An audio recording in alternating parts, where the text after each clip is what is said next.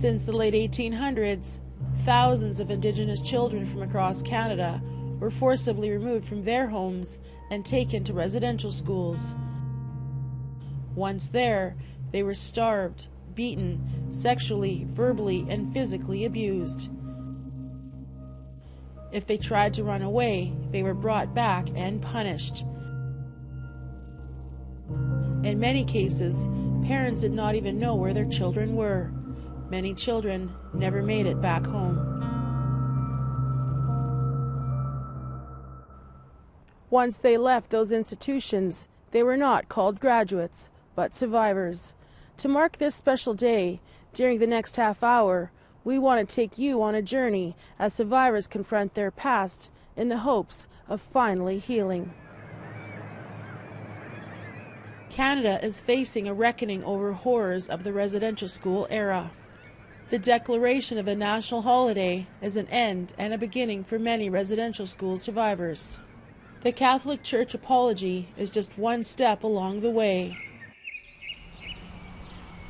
In March of 2022, more than 200 delegates and 150 media traveled to Rome, Italy for the Walking Together Towards Healing and Reconciliation event. It was a historic meeting between all Indigenous nations from Canada and the Catholic Church. From splashy news conferences to private one-on-one audiences with Pope Francis, the stakes were high. The first to meet with the Pope was APTN National Council President Cassidy Caron, her executive, and Métis survivors. The time for acknowledgement, apology, and atonement is long overdue. It is never too late to do the right thing. The Métis Nation has already begun the difficult work, but essential work, of hearing the truths that our survivors and their families carry, of understanding what substantive justice means to them, and of forging a pathway toward the lasting healing that our entire nation deserves. 85-year-old Angie Crier from Grand Prairie, Alberta, told Pope Francis what happened to her and her younger sisters in 1947 at Fort Resolution Residential School in the Northwest Territories. One thing we have now is our pride.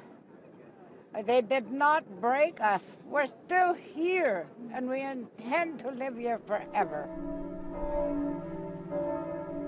But it is also what is being kept behind these walls that holds the key for those impacted by residential schools. Records, names, dates, and other information about thousands of children who never made it home. As nations embark on their own searches for unmarked graves, these documents will be crucial.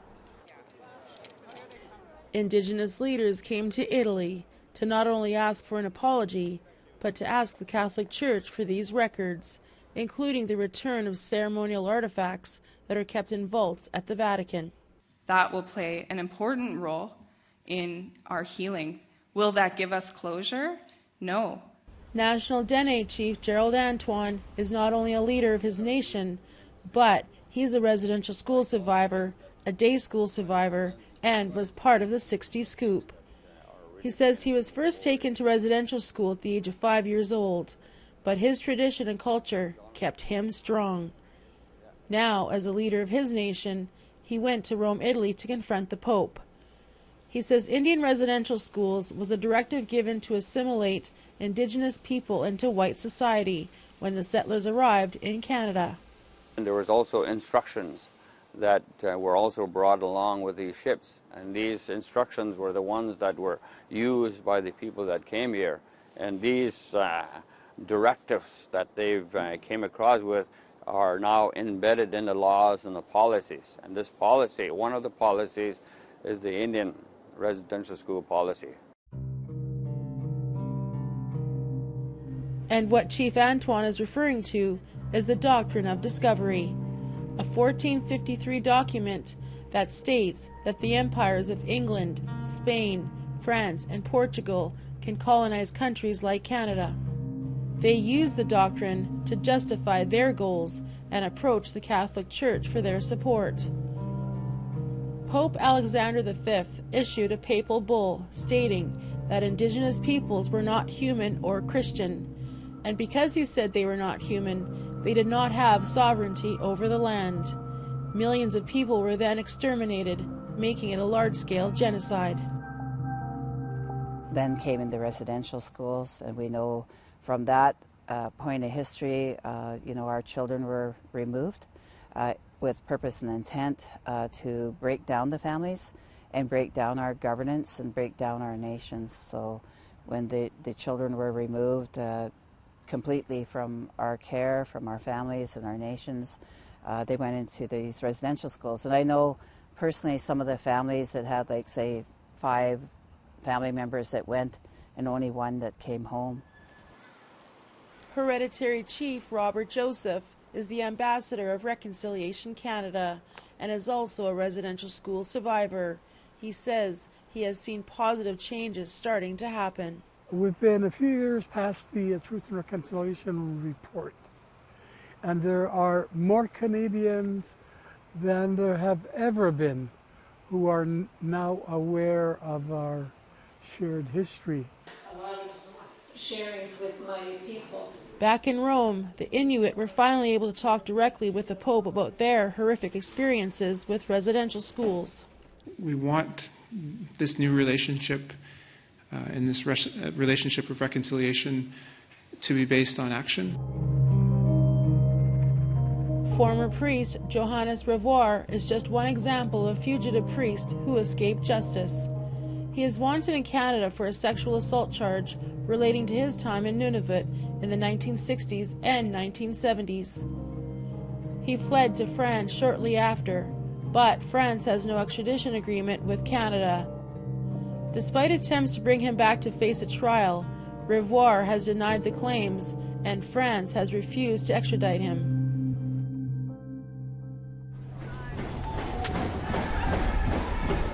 In Rome, powwow drummers and singers greeted the First Nations delegation after their one-on-one encounter with Pope Francis.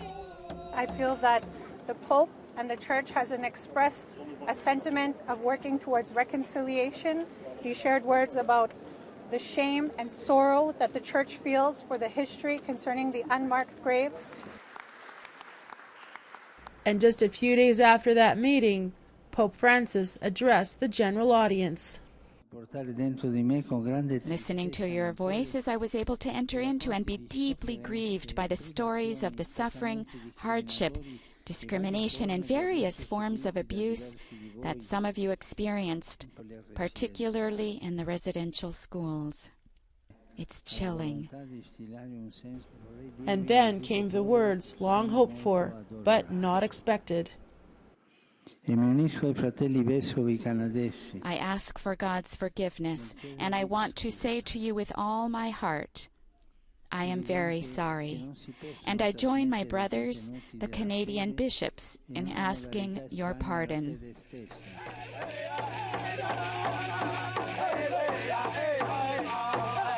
And outside the Vatican, in St. Peter's Square, powwow singers, dancers, and drummers performed to mark this monumental moment.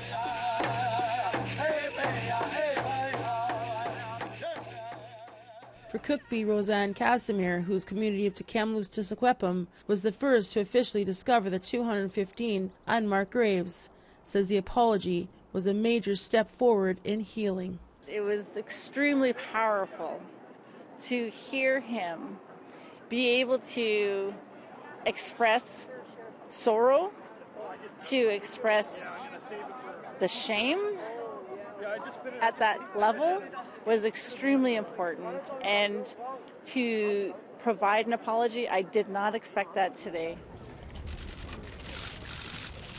And 5 months later, Pope Francis also made good on his promise to come to Canada to apologize to residential school survivors and their families on Canadian soil. And here at Musqueam First Nation in Alberta, hundreds gathered in the arbor to greet Pope Francis as he made his way to the stage. And then came those long-awaited words everyone was waiting to hear. De la época que finalizaron en el sistema de las escuelas residenciales. I thank you for making me appreciate this. for telling me about the heavy burdens that you still bear, for sharing with me these bitter memories. Today, I am here in this land that, along with its ancient memories, preserves the scars of still open wounds.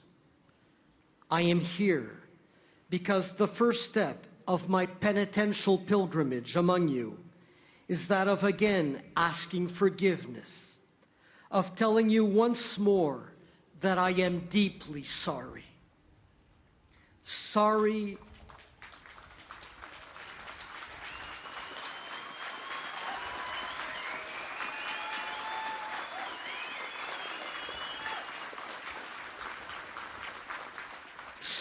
for the ways in which, regrettably, many Christians supported the colonizing mentality of the powers that oppress the Indigenous peoples. But for the many survivors gathered here, the trauma is still evident on their faces, and emotions were at an all-time high. For Sapiko, she started to sing in Cree, and the anguish was palpable.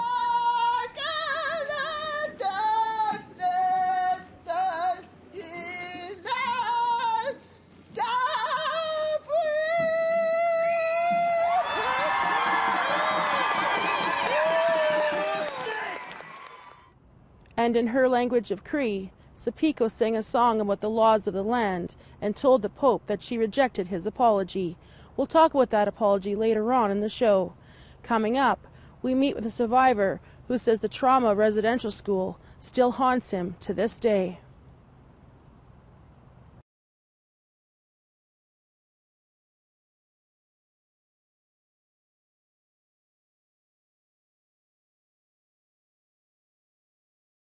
With every story of survival, there is always a small child at the center.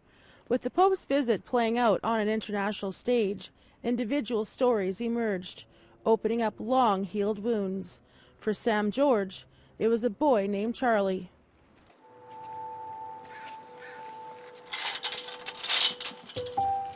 It's been a few years since Sam George came to this cemetery located on the Squamish Nation in North Vancouver, BC.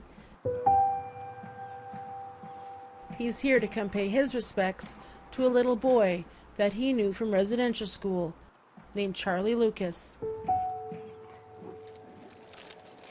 Today he's brought Charlie a candy bar, and to honor a little boy that meant so much to him. Well, Charlie would have been probably in your 70s now.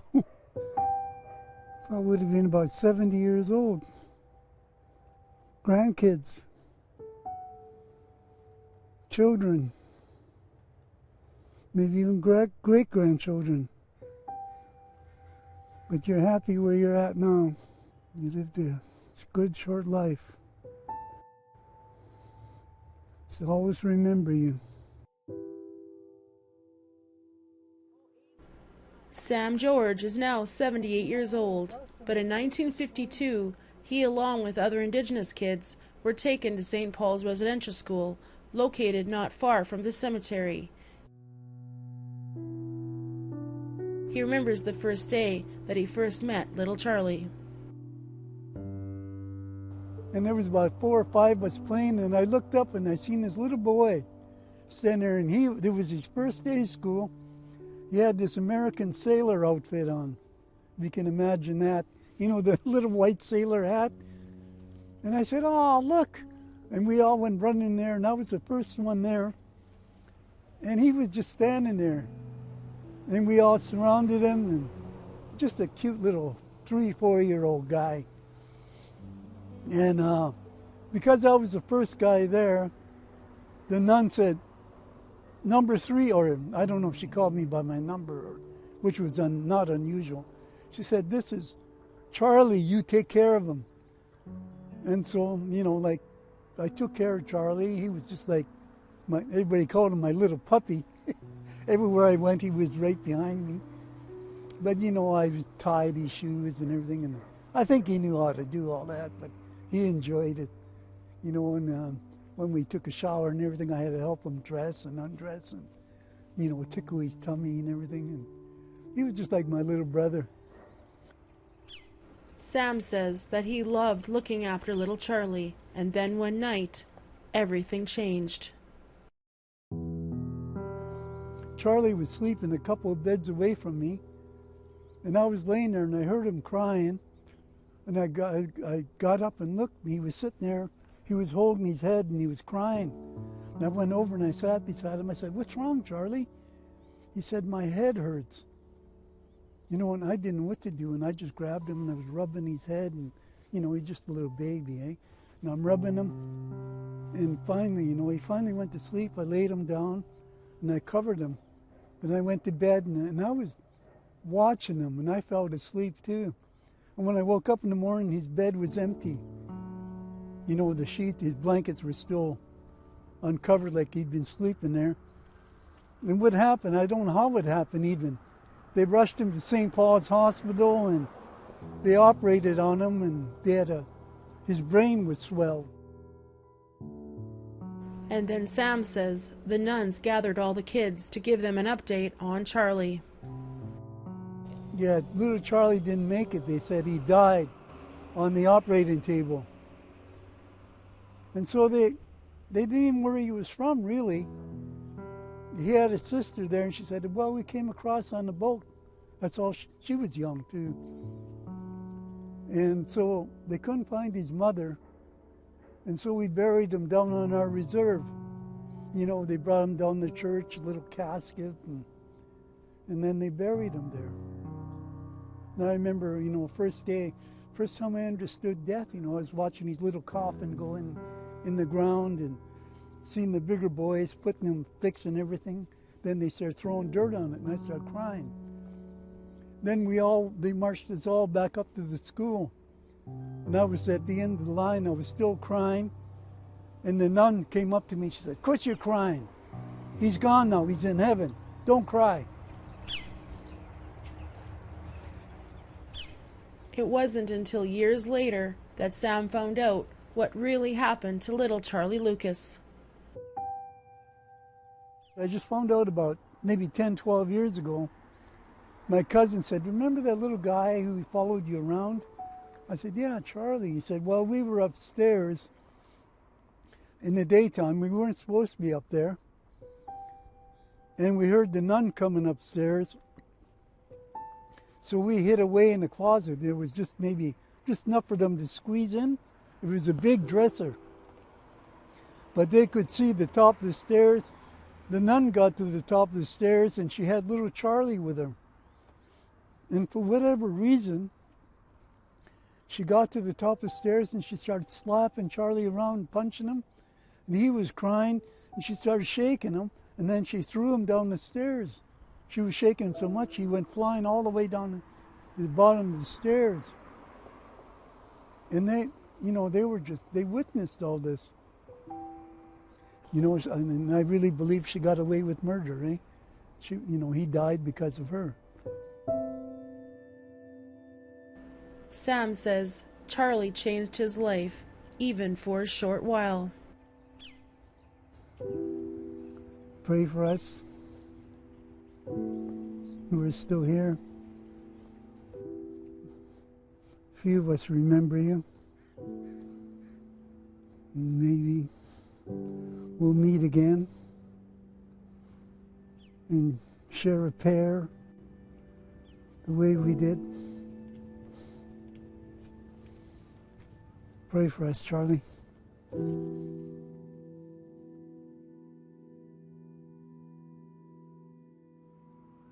It's still unclear which community it was that Charlie Lucas was taken from to attend this residential school. Sadly, his name joins the list of the 4,120 children's names on this red banner that was shown to Pope Francis when he apologized at the Musqueam First Nation. It's the names of the children that never made it home and died at residential school. Unfortunately, with more unmarked graves being discovered, that number is expected to rise.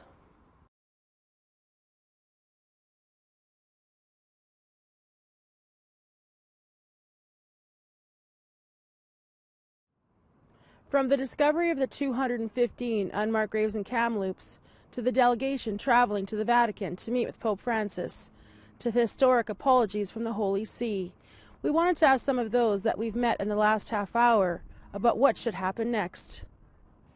The people will be stood up in the best way possible by getting rid of the doctrine of discovery.